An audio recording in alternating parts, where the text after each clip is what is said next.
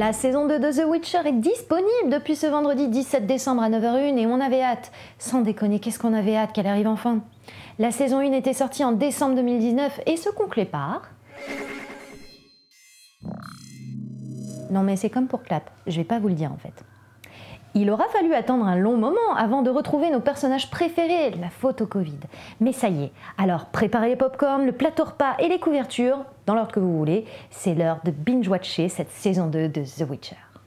The Witcher, c'est d'abord une série de romans écrits par Andrzej Sapkowski, un auteur polonais. C'est aussi un jeu vidéo décliné en 3 opus, The Witcher, sorti en 2007, The Witcher 2, Assassins of King, sorti en 2011, et enfin The Witcher 3, Wild Hunt, sorti en 2015. Les jeux vidéo, particulièrement le 3e volet, ont connu un tel succès qu'ils sont devenus des cadeaux diplomatiques de premier choix pour le président polonais, qui offrira le 3e opus, The Witcher 3, Wild Hunt, à Barack Obama lors d'une rencontre officielle. Du côté cinéma et télé, après quelques essais plus ou moins réussis en Pologne, une série sera finalement produite à partir des romans originaux d'Andrzej Sapkowski par CD Projekt Red et Netflix. En pré-production depuis 2018, le premier rôle attribué est bien sûr celui de Geralt de Rive, et c'est Henry Cavill qui décroche ce rôle. La série sort finalement en décembre 2019 sur Netflix bien sûr, et devient la 2e série la plus performante de la plateforme. The Witcher est une série qui joue beaucoup avec les timelines. Le personnage principal, Geralt de Rive, est un sorceleur, un chasseur de monstres ayant subi des mutations pour le rendre plus fort, plus rapide et plus résistant que les humains lambda.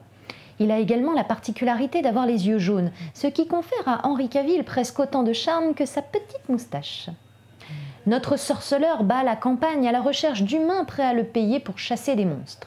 Le hasard de ses pérégrinations va le mener à rencontrer un barde, Jaskier, qui va devenir, sinon un ami, au moins un compagnon de voyage amusant.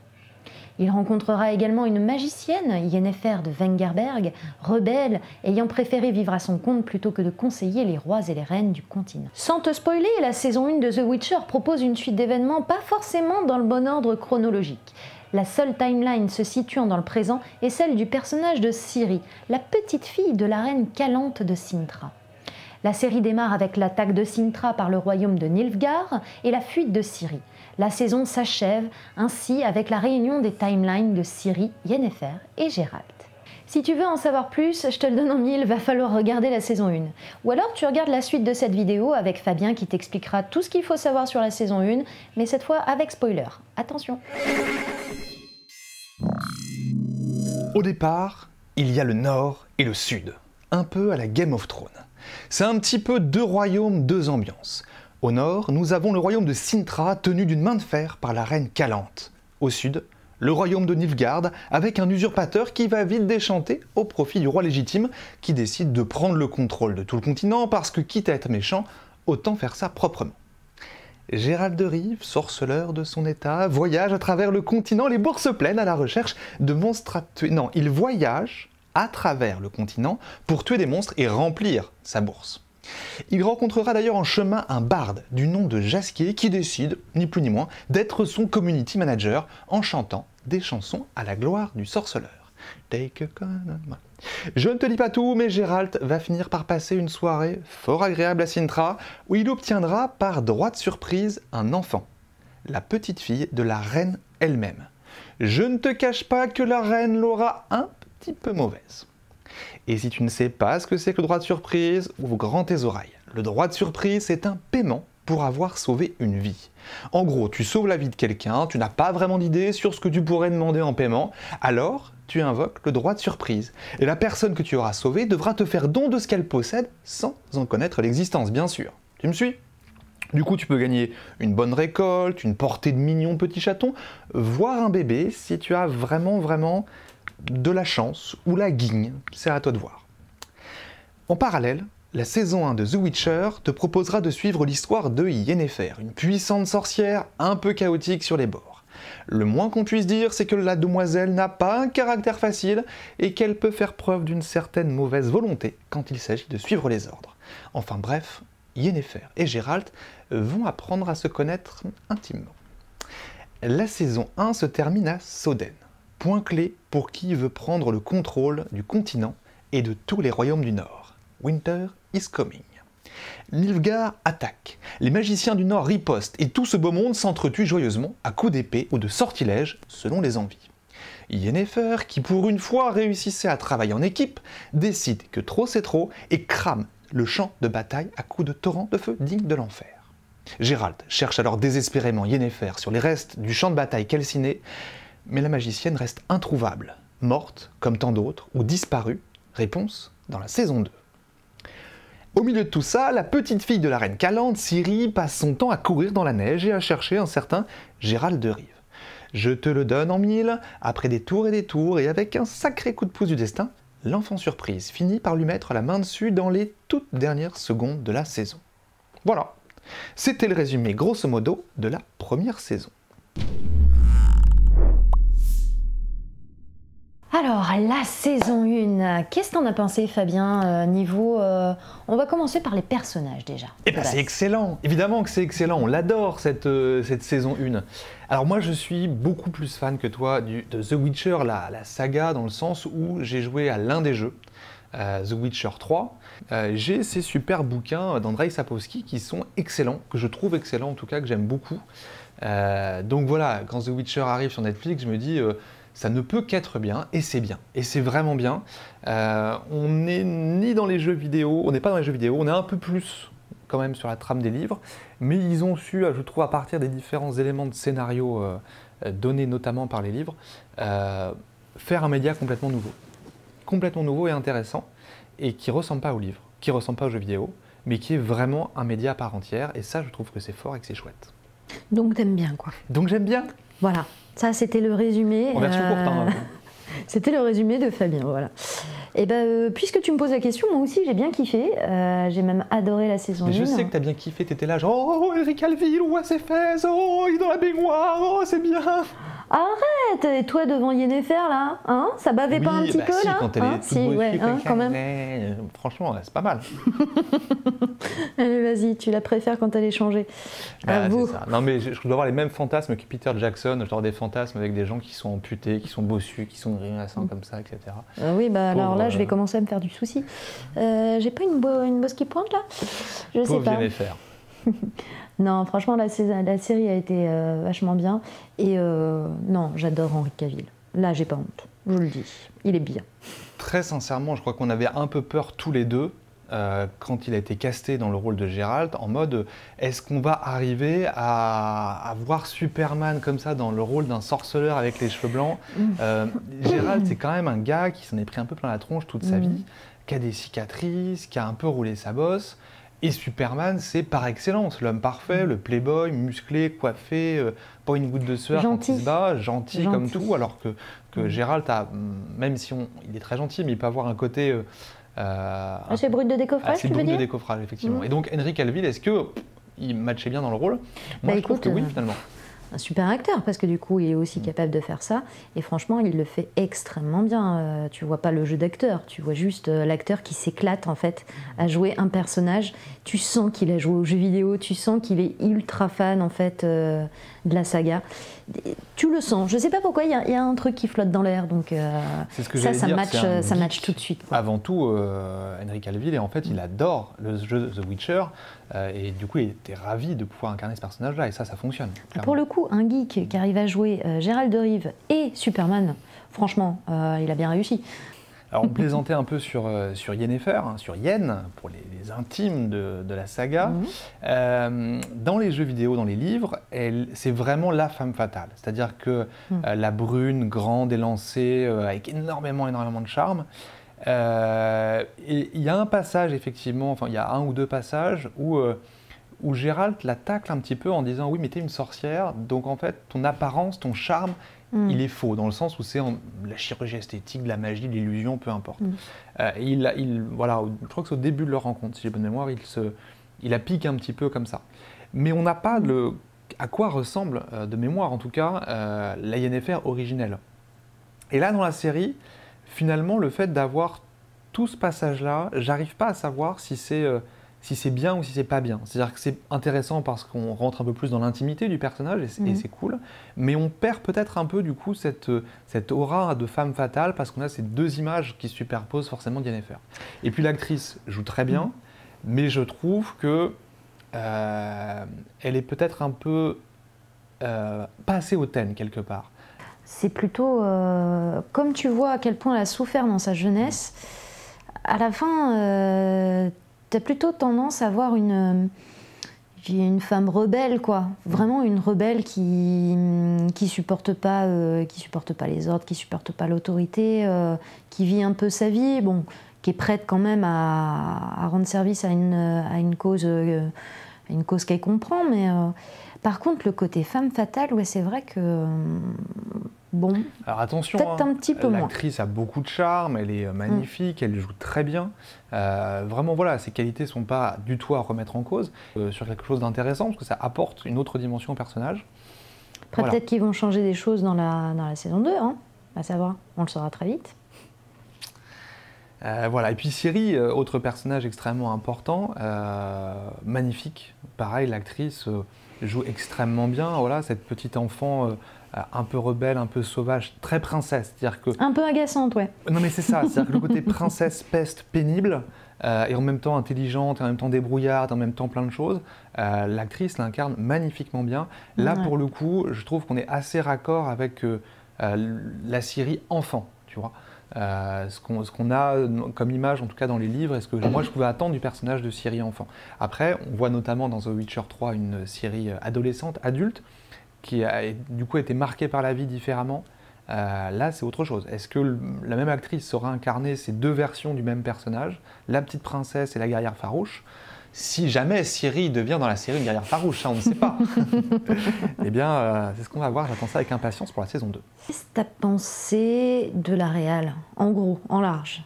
Est-ce que, parce que franchement, il faut admettre ce qui est, c'est-à-dire que c'est une série Netflix, c'est plutôt bien fait quand même. C'est vraiment très très bien fait, c'est-à-dire qu'il y a une qualité de réalisation, une qualité technique, une qualité artistique aussi sur le global de la série, et notamment de cette saison 1, est à la hauteur des plus grosses productions Netflix. C'est-à-dire que c'est pas forcément les plus gros succès d'ailleurs, mais en tout cas les productions qui ont le plus de budget et où vraiment ils font des gros efforts, on a cette qualité-là quasiment à chaque fois. Et là voilà, c'est-à-dire qu'on pourrait vraiment être au cinéma pour regarder la série The Witcher, ça vaudrait carrément le coup. Enfin, carrément. Oh, ce serait bien ça. On est vraiment sur un standing très haut. La bande son, excellente, évidemment. Avec la chanson du sorceleur. Évidemment, jette un sou au sorceleur. Je crois que j'ai dû l'écouter 20 fois, du coup, après l'épisode, parce que tu as mis le passage en boucle. J'adorais. Du coup. J'adorais. En boucle, mais en boucle. Extrêmement compliqué. En anglais, en français, en anglais. La chanson de ménestrel comme ça, du bar, dans une série un peu moderne, un peu pour adultes, etc. Ça peut être très très vite, très kitsch. Et c'est kitsch, mais ça marche et c'est entraînant. Et ça marche en anglais.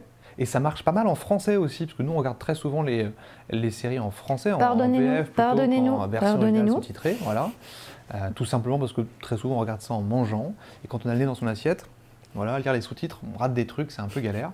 Et puis les doubleurs aussi, il faut parler des doubleurs qui sont des comédiens aussi souvent très très bons. On a des très bons doubleurs en France qui font un très bon travail la plupart du temps. Quand ils ont le temps de bien le faire et quand voilà, ils ont les moyens de bien le faire, ils font un excellent travail. Là, c'est le cas.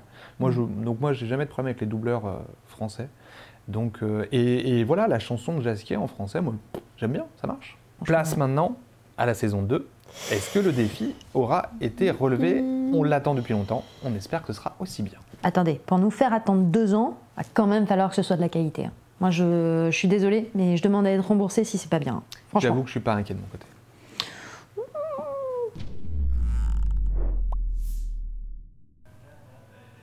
La deuxième saison de The Witcher démarre là où s'achève la première.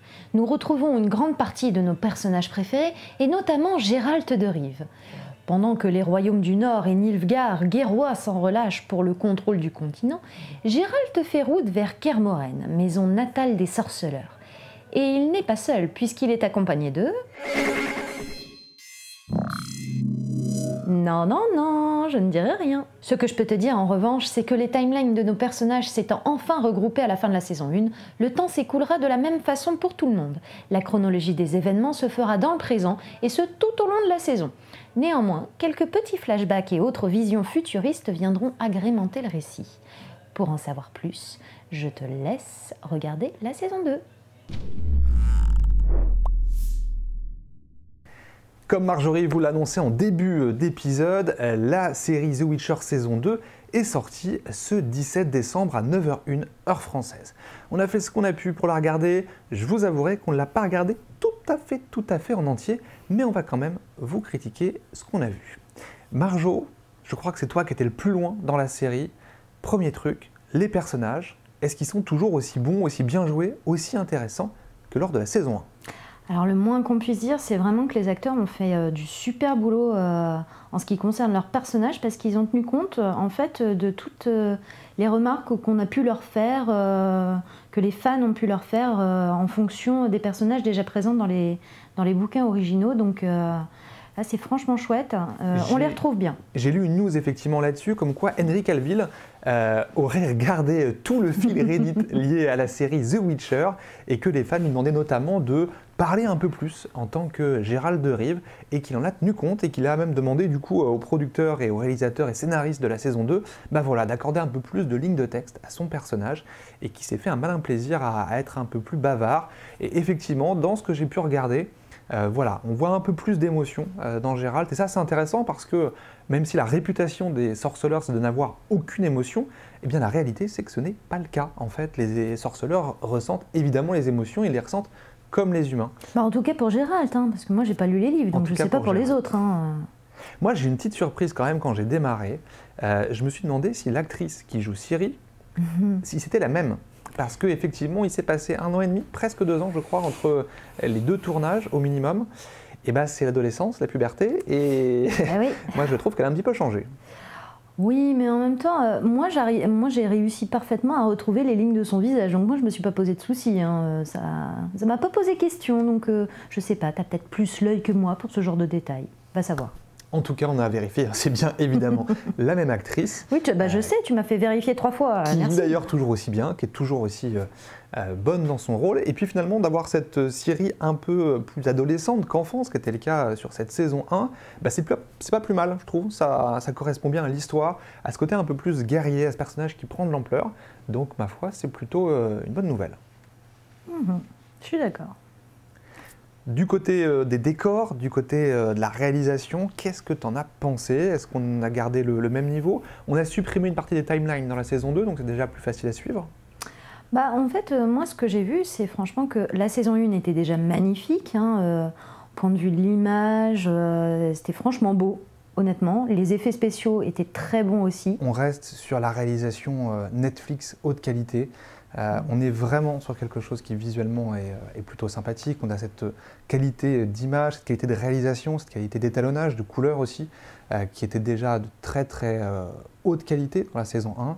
Évidemment, on reste dans cette qualité-là avec la saison 2. Donc de ce côté-là, il n'y a pas de difficulté. On est vraiment sur quelque chose de très agréable à regarder. Moi, j'ai toujours un petit peu de mal avec les lentilles de couleur, parce qu'effectivement, dès qu'on a les yeux foncés, on n'a pas le choix. Si on veut qu'un personnage ait des yeux un petit peu de couleur vive, etc., il faut mettre des lentilles. Donc forcément, la pupille, on la voit plus être réactive, sauf quand il y a les effets spéciaux. Et je trouve que c'est toujours un peu gênant sur le regard des personnages. Ça, c'est le petit bémol que je mets sur la saison 2, mais qu'il y avait aussi sur la saison 1. Les yeux de Ciri, les yeux d'Yennefer, les yeux de Gérald sont des yeux très particuliers. L'une a les yeux verts, l'autre les yeux jaunes, et la dernière les yeux violets, donc avec des couleurs très typiques et qui sont aussi très saturées au niveau de l'image. Donc ça donne un petit côté un peu artificiel qui, moi, me gêne un petit peu. Après, c'est difficile de faire autrement sur le port des lentilles. Donc, moi, je me dis que c'est des personnages fantastiques. Donc, au bout d'un moment, qu'ils aient des yeux fantastiques, ça me choque plus, moi. Ouais, mais c'est par rapport au global des costumes, de cette ambiance bleutée qu'il y a partout, parfois un peu désaturée sur certains tons, où là, du coup, forcément, ces tons-là ressortent beaucoup.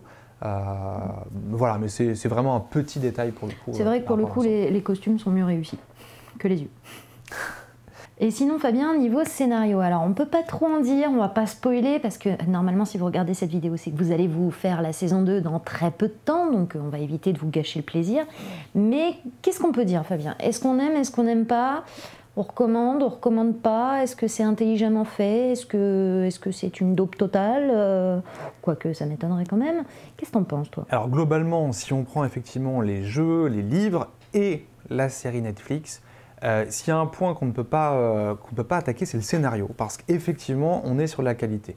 Il y a vraiment ce goût-là d'avoir un scénario qui est plutôt adulte, qui est plutôt qualitatif, et ça, effectivement, dans les 3 médias, on retrouve vraiment cette qualité-là. Donc moi, au niveau scénario, aucun problème. Donc on recommande quoi? Évidemment. Bon, bah le principe est simple, hein, vous avez tous compris, je crois. Vous arrêtez YouTube là, enfin avant vous vous abonnez et puis vous likez la vidéo évidemment, hein, mais sinon vous arrêtez, puis vous allumez Netflix et puis vous allez binge-watcher quoi. Hein. Vous savez déjà ce que vous faites ce week-end. Et toi Marjo, t'en as pensé quoi du scénario? Bon, et de la série globalement d'ailleurs? Alors moi, la série, ça doit être une des rares séries que je peux regarder sans zapper des passages en fait dans les séries. Je fais tout le temps ça dans des séries. Je regarde des extraits en fait, je crois. Je suis trop extrait moi, trop clap. Mais là, cette série-là, je suis capable de la regarder de bout en bout sans m'arrêter et en n'aimant pas trop faire des pauses en fait. Je suis plus trop faim quand je la regarde. Donc voilà, ça veut dire que j'adore, ça veut dire que j'aime bien, ça veut dire que je trouve ça extrêmement bien fait et que je la recommande vivement.